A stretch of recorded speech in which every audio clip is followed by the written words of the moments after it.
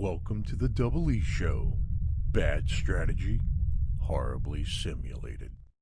What's going on, everybody? Jibba73 back with the Double E Show. It's Lamplight City. Welcome back, everybody. So when we left off last week, Chief Snelling showed up at Upton's apartment.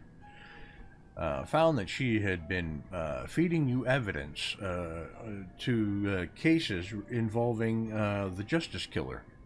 And fired Upton, but did give you an opportunity to solve the case since you noticed a very important aspect of a flower being placed at the scene of each of the murders.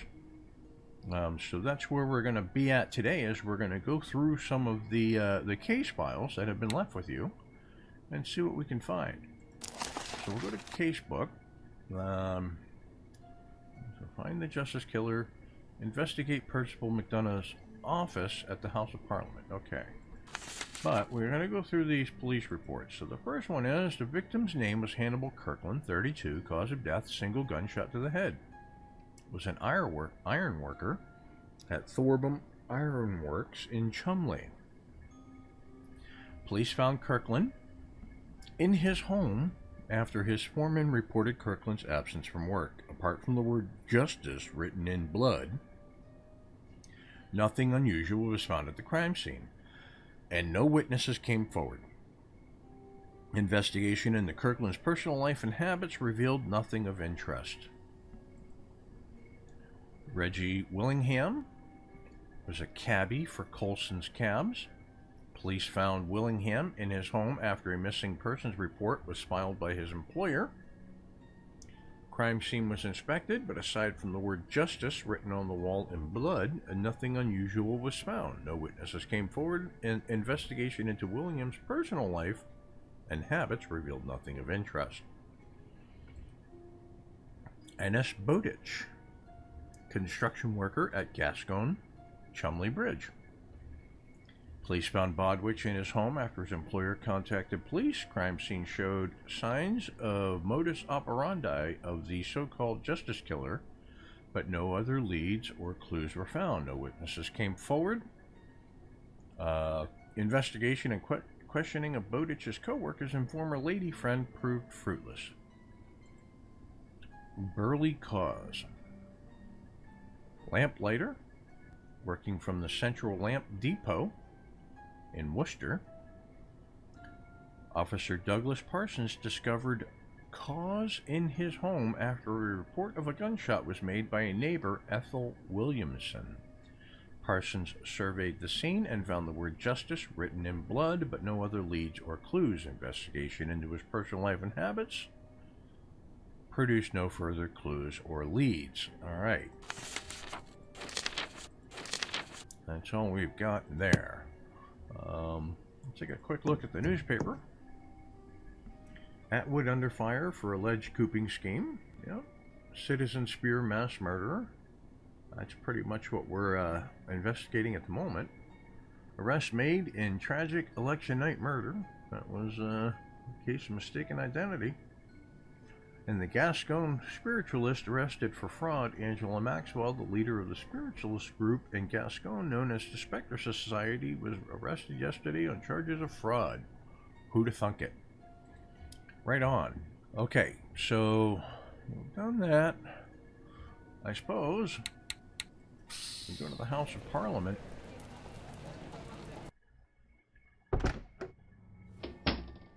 Fordham, what brings you to this delightful spectacle? Hello, Edwards. I'm investigating the Justice Killer. I believe I've got a very promising lead. I heard an officer mention new orders from Snelling, but I thought he was just pulling my leg. Feel free to have a look around. I'm just writing up the notes from my initial examination of the body, so I'll be happy to share my findings. Good. I'll just get started then. Okay, so we noticed that. Looks pretty fresh. I wonder what the killer uses to write with. All right. Nothing but a bunch of boring documents. You'd think he could have at least been considerate enough to keep something scandalous in here. These appear to be books on cryptography. I suppose everyone needs a hobby.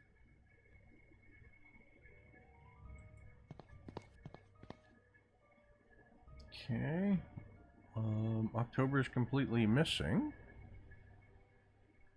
Nothing has been written in yet for next month. Curious.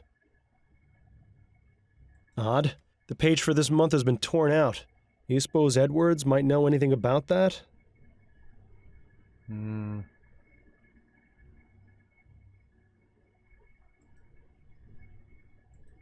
Got a moment, Edwards? Of course. What's on your mind? Edwards, did you notice McDonough's desk calendar? I did. This month has been torn out. I asked the officers investigating the scene, and they had no idea what happened to it. So it wasn't found in this room? That's right. My theory is that the killer took it. Which means there was probably something incriminating written on it. If only there was some way of knowing what it was. Miles, have you forgotten the oldest trick in the book? Just find a pencil and you'll have that information in no time.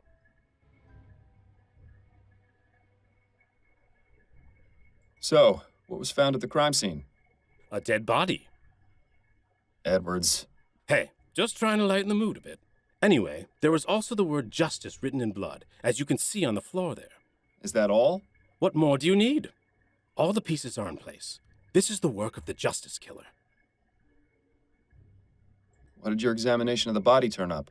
Apparent cause of death was a single gunshot to the head, exactly like all the other victims. The bullet is still lodged in his brain. I'll remove it once I transport the body back to the mortuary. Anything else? No personal effects of note, just a folded-up piece of paper in his breast pocket. It's blank, so the police weren't interested. I assume you aren't either. Never assume, Edwards. I'll take it if you don't mind. Be my guest.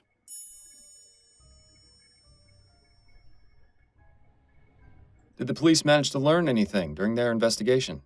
Not much beyond what I've already told you. I think they were planning on speaking to the victim's wife, though. Did you get the address? I did, as a matter of fact. 1820 Kent Place. Now we get to deal with the grieving widow. Hopefully the officers who delivered the news got the worst of it. Okay. Did you find an Easter lily anywhere? An Easter lily? Yes. The justice killer leaves one at every crime scene. Is that right? I never noticed. Neither did anyone else, apparently. So how does leaving a lily at the scene of the crime figure into all of this? I'm still trying to figure that out, but I think it might be important to understanding his motive. Well, be sure to let me know if you do figure it out. The thought process of killers is a twisted, curious thing. What's your take on this whole justice killer situation? It's giving me a lot of extra work, let me tell you. We haven't had a serial murderer in a long time. Not since that fellow who was poisoning people about 10 years ago. Ah, yes. Gascon Ghoul. Now there was a case. Any theories or insights regarding the killer's motive or identity? That's not really my specialty. If you want to get into that psychology stuff, you're better off talking to someone like Snelling. Edwards, do you have a pencil I might borrow? Of course. Take this one. Thank you. That's all for now, Edwards. Good luck with your investigation. Okay. Let's go back over to the calendar here. A classic trick. Let's see if it works.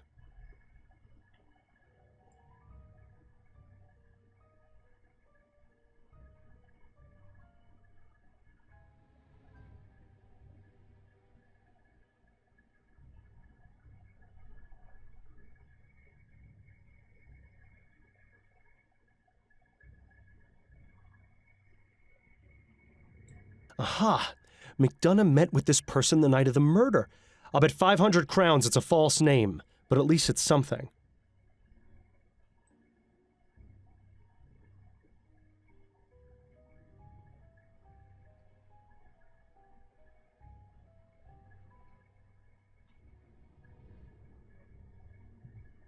Yep. Okay.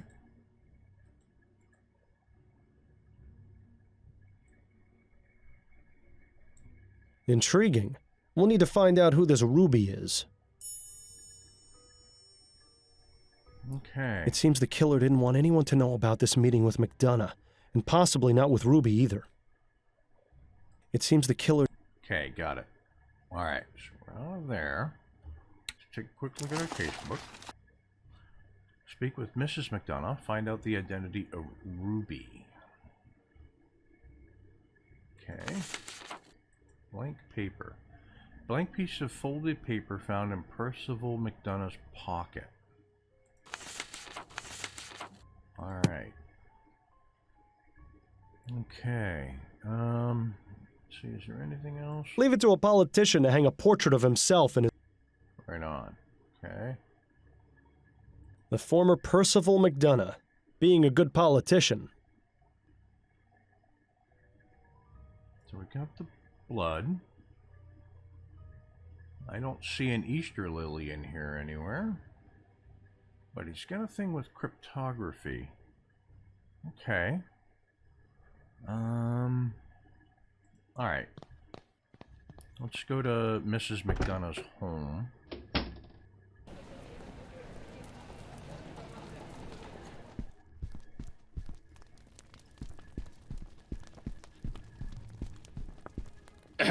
What? Who are you? I'm Miles Fordham, private investigator. Your butler just announced me. Oh, of course. Forgive me. I was just, well, never mind. Please make yourself comfortable, Mr. Fordham. Thank you, Mrs. McDonough.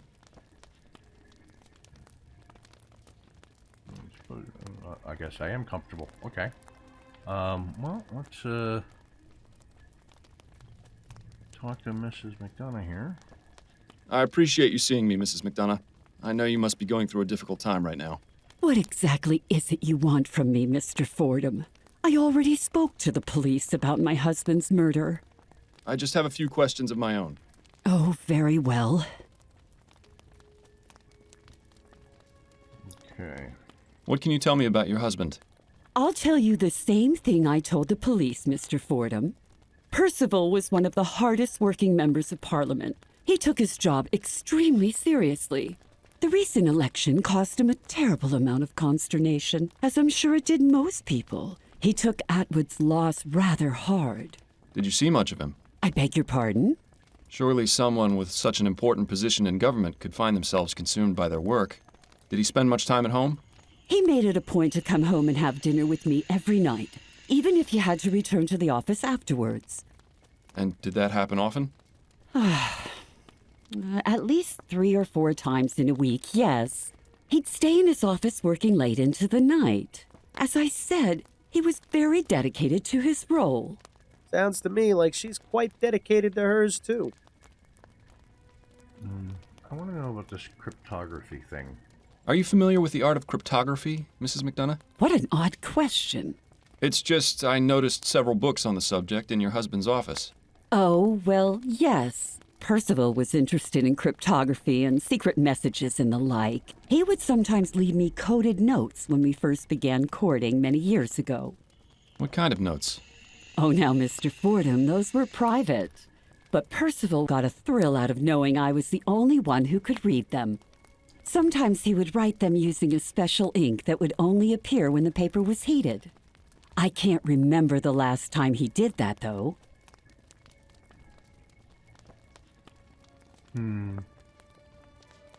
Did your husband have any enemies? He was a politician, Mr. Fordham. Half the city hated him. Did he ever receive any kind of threats against his life? None that I was ever made aware of. I have no idea who could have killed him, let alone who could have gotten into his office to do it.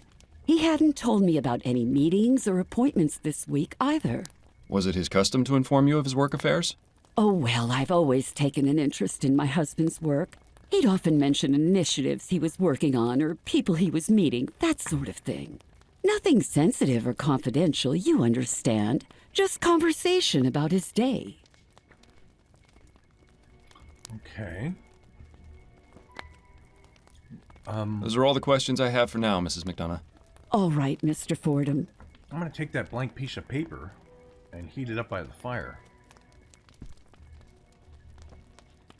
If this actually works, I'll eat my hat.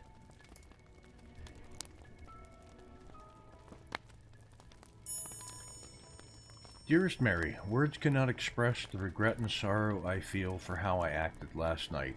I swore to myself I would never harm you again after the last time, but I have failed us both. It is my deepest hope that you can forgive me, and trust that I will never let this monster out again. Percival. Well, I'll be damned.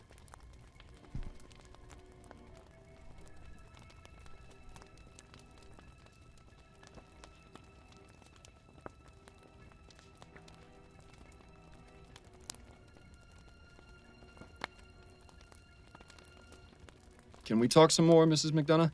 I suppose so, yes. How are you feeling, Mrs. McDonough? My husband of 42 years was shot in his office. How do you think I feel? Tactful as always, Fordham. How do you do it? My apologies. Perhaps that wasn't the most appropriate question. Is there anything I can do to help? You can start by finding the monster who murdered Percival. Do you know anything about this letter? I'm afraid I don't have my spectacles. What is it? The coroner found it in your husband's pocket. He gave it to me because he thought it was blank. But after you told me about your husband's propensity for writing secret messages, I decided to try exposing the paper to heat. Allow me to read it to you. Dearest Mary, words cannot express the regret and sorrow I feel for how I acted last night. I swore to myself I would never harm you again after the last time, but I have failed us both. It is my deepest hope that you can forgive me and trust that I will never allow this monster out again. I see. May I have that letter, Mr. Fordham? I'm afraid I have to keep it for now. It's evidence. I suppose that does make sense. Mrs. McDonough, did Percival mistreat or abuse you? He wasn't a bad man, Mr. Fordham. I wouldn't have married him if he was. It's just the stress of his responsibilities would sometimes oppress him. I would try and offer comfort, soothe his nerves, but there were a few instances where he lost control of his passions. Did he ever hit you?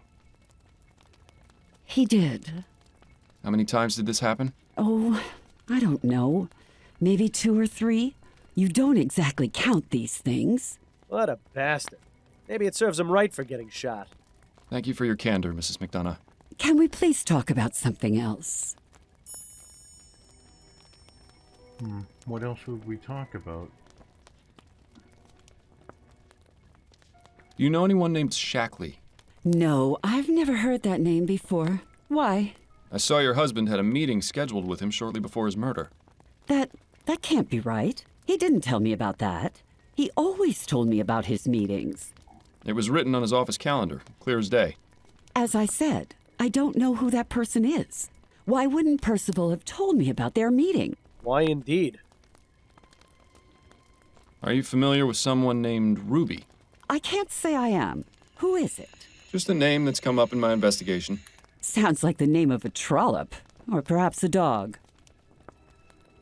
Those are all the questions I have for now, Mrs. McDonough. All right, Mr. Fordham. All right, I think that should do here. We should probably talk to Chief Snelling about the psychology of murder. So we'll go to the police station. Let me go right in. There we go. Fordham, how goes the investigation? I'm making some headway. Is that right? I certainly hope so for your sake. Chief Snelling? Yes, Fordham? What information do you have on the Justice Killer? Clearly not as much as you. I see how this is going to go. Well, what do you have? A list of 5 victims, some information on each of them, and no clear idea what connects them. Until your discovery of the lily at each scene, that was where we stood.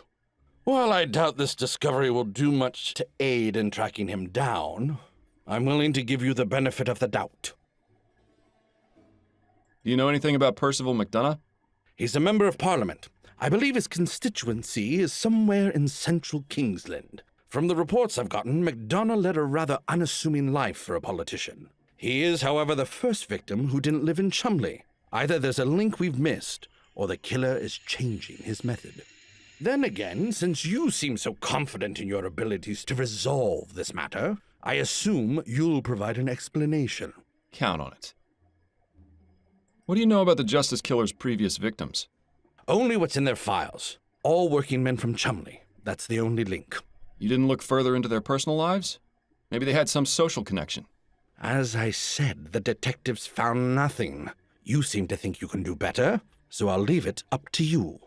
You have to wonder how much more thorough the department's investigations would have been if the 4 men were all rich like McDonough.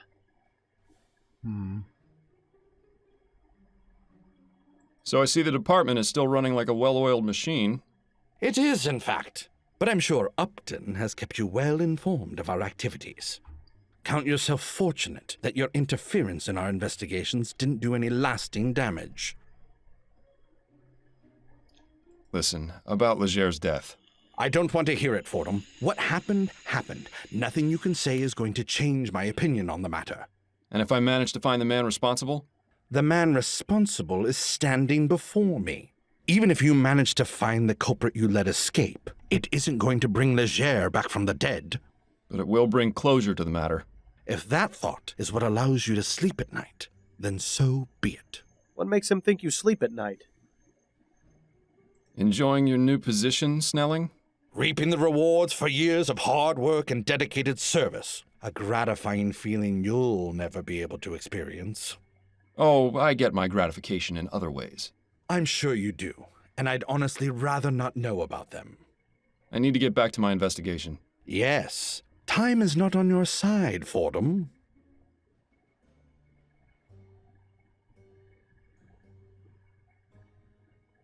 The rumor was always that the chief kept a bottle of something in a secret compartment in this cabinet. In Snelling's case, it's probably just water. All right, so that wasn't really helpful. Okay. So we need to find out the identity of Ruby. Find the Justice Killer. That makes perfect sense, correct? Alright.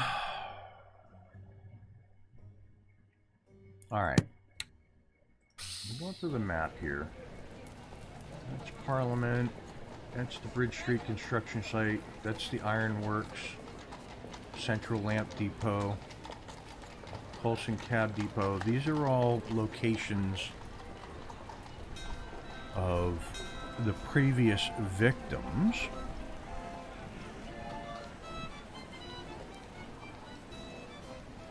Alright, where should we head to first? So, we might as well go to the Ironworks. It's the furthest away, and we can work our way back, since that's deep in Chumley.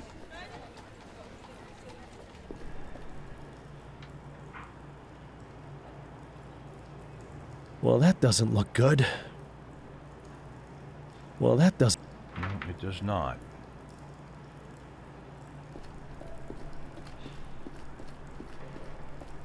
Excuse me, sir. Are you in charge here? Unfortunately. Who are you? This area isn't open to the public. I'm Miles Fordham, and I'm a private investigator looking into the murder of one of your workers. A private investigator, eh? And maybe you can help me out. I'll do what I can, but I'll need to ask you some questions, Mr. Mims. Sanford Mims. Go ahead, but make it snappy. What can you tell me about Hannibal Kirkland? A former employee here? Listen, I've got a lot on my mind right now. I understand, but it's important to my investigation that you tell me what you know about him. I'm sure it is, but as you can see, I've got a lot to deal with right now. Well, he's no help.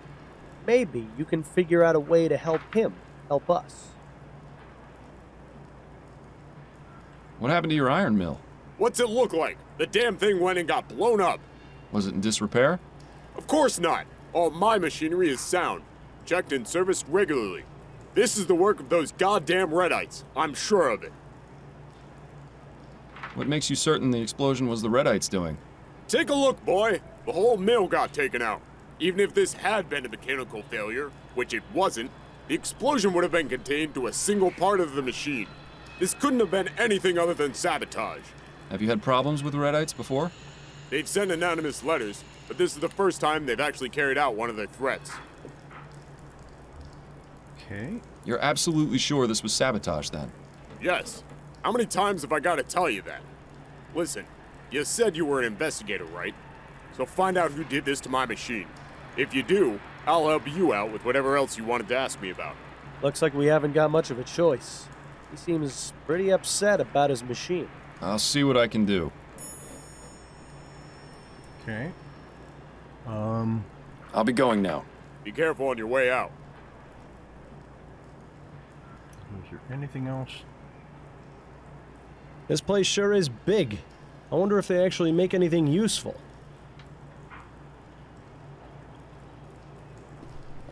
Hey, that area is for workers only. My apologies. Okay. Alright, so we exit the area here. Let's see. Oh, I missed the bridge. Okay. You there! What are you doing? I'm Miles Fordham. I'm trying to find out about... No time for that now! Get in here and shield your eyes! I beg your pardon? Just do it! What's going on exactly? Shh! Everything ready, Alex? 3, 2, 1, go!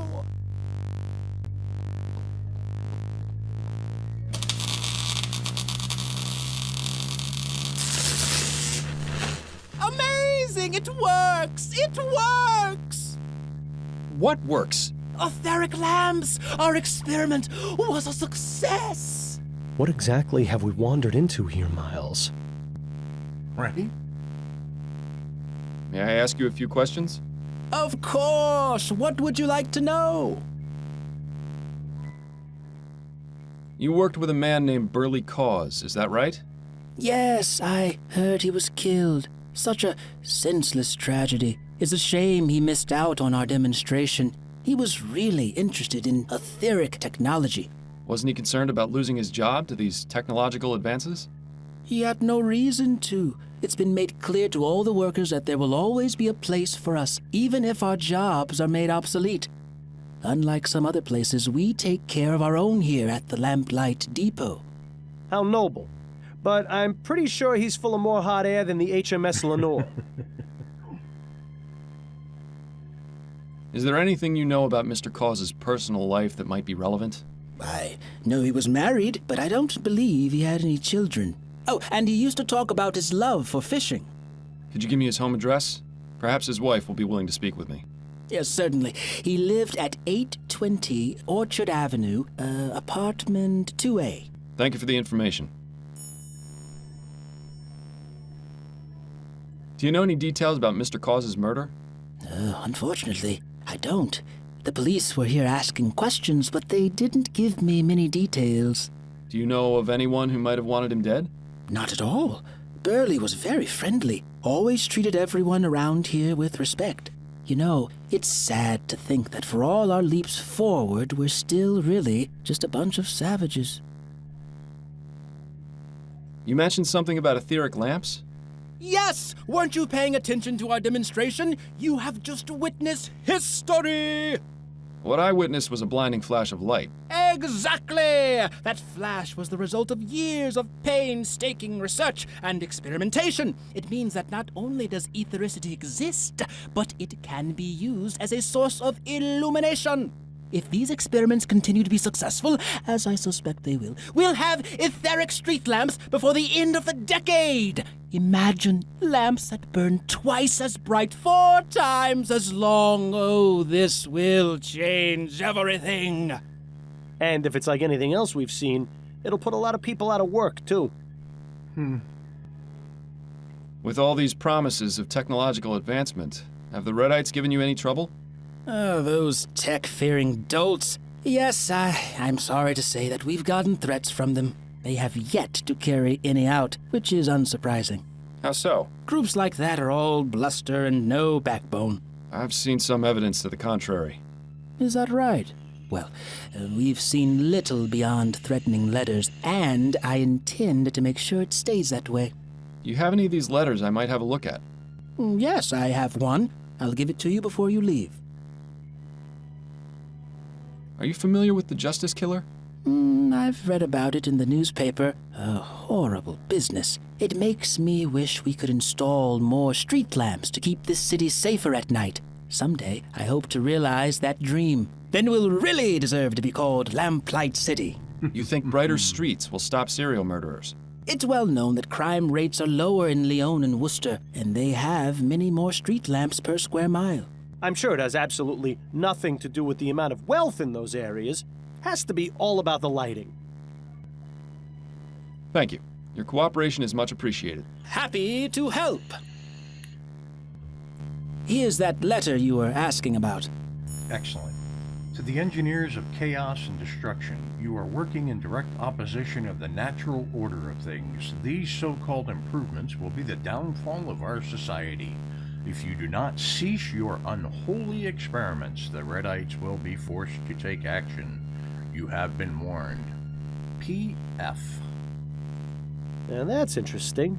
Whoever wrote this letter signed it with initials. Right? They can't have been so stupid as to make themselves so easily identifiable. Can they?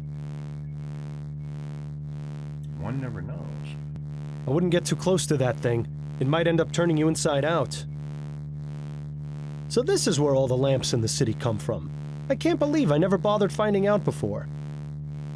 Right? Is there anything else? Too bad you didn't get a chance to read that sign before their little experiment. Okay. There's the bunch of crap they used to build street lamps with. Okay. Let's get out of here.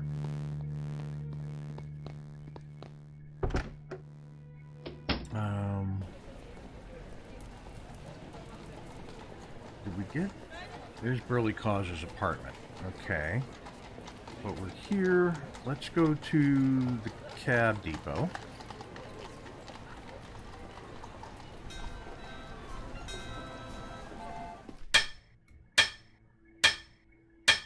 Remember, a black eye is not a badge of honor. Anyone picking a fight will be dismissed immediately. Well, that's hardly any fun, is it? Okay. Handsome cab. A good old reliable handsome cab. Nothing fancy, just gets you from point A to point B. The way it should be. Okay. Good evening. Oh, it's you again. Small world.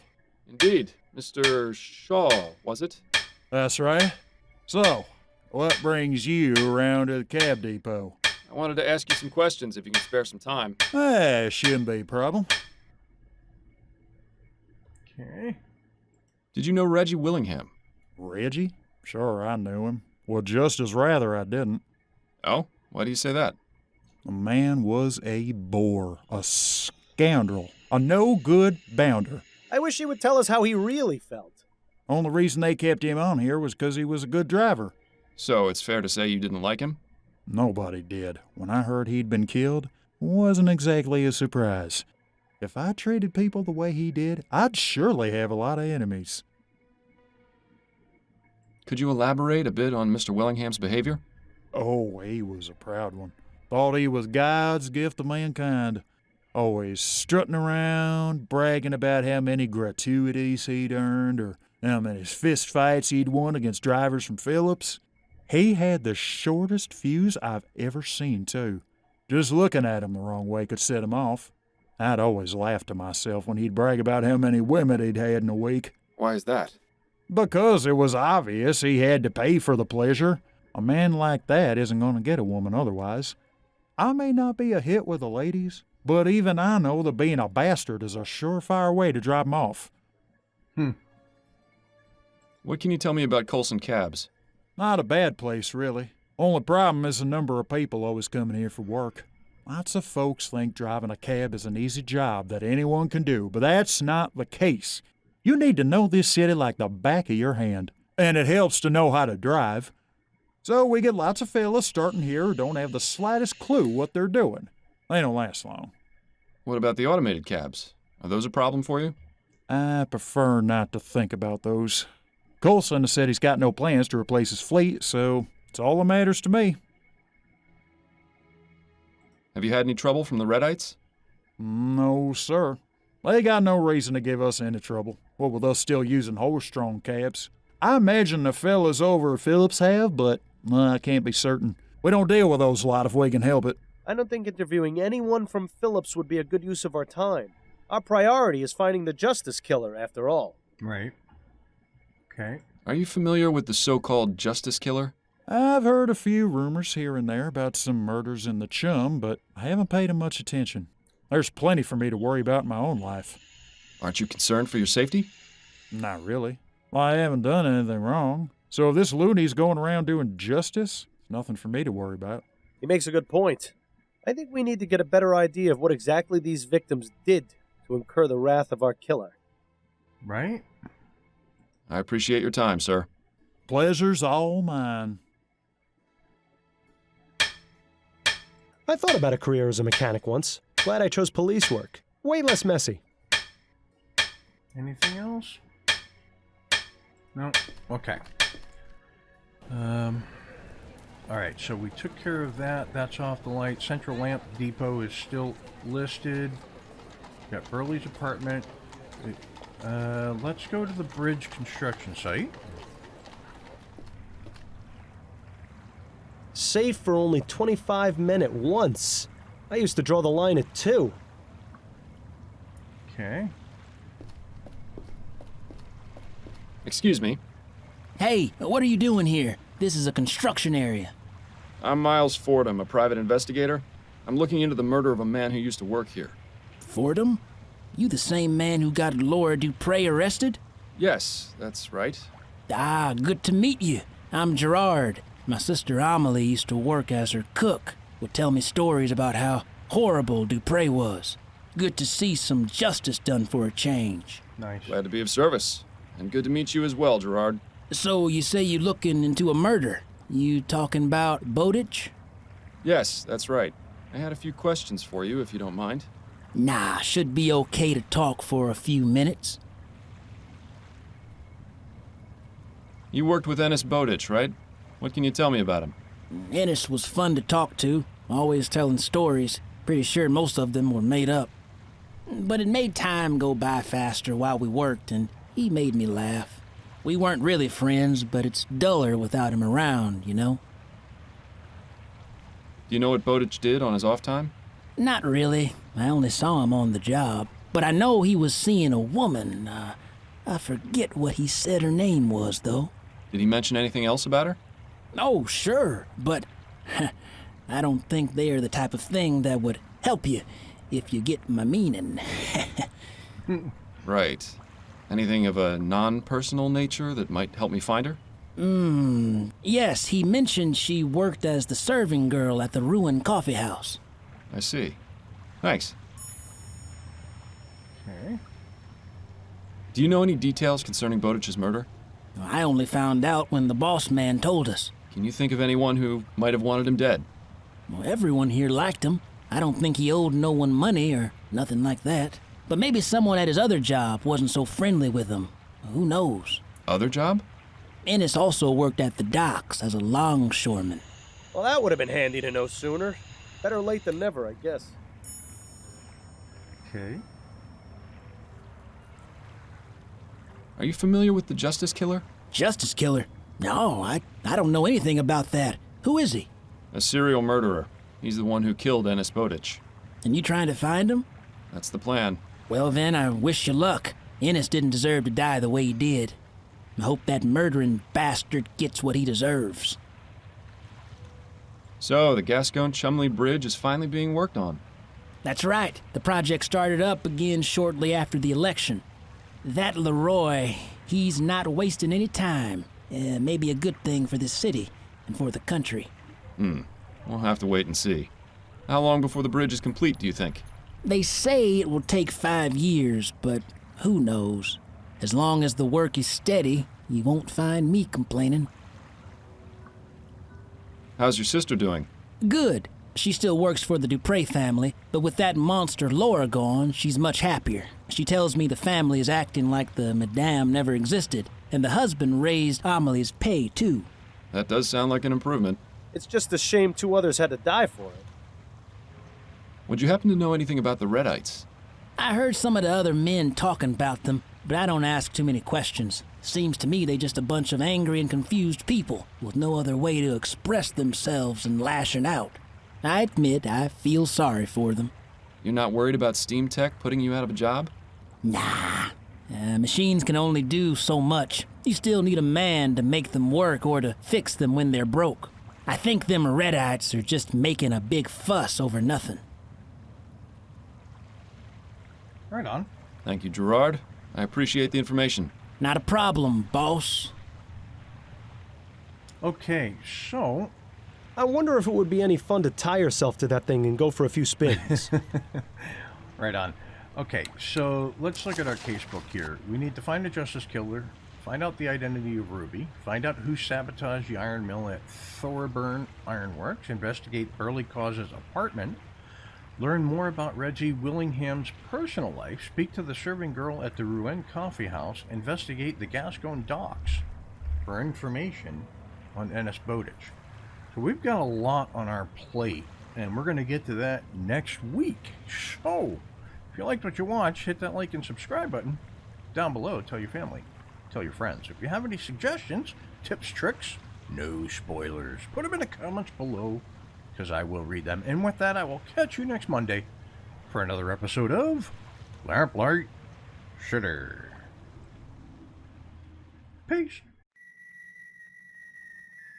Thanks for watching. If you want to see more, check out the playlist above, or watch what YouTube tells you to on the right. Oh yeah, and subscribe.